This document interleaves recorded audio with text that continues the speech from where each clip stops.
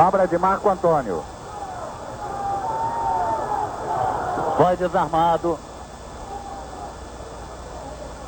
Aí está a fuga de Brandão. Repare bem, pé direito.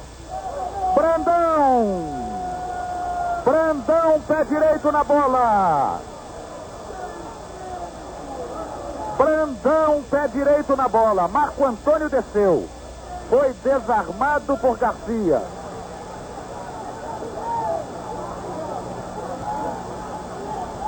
Prepara-se para a cobrança, Dirceu.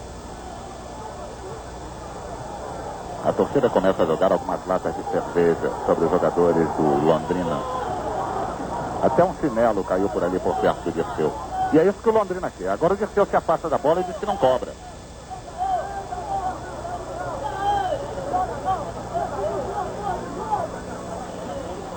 Olha o Sassá.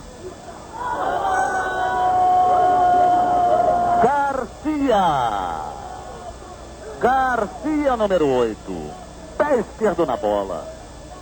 No ângulo esquerdo de Mazzaropi. É o segundo do Londrina. 3 minutos e meio. Olha aí, estabelece-se a confusão.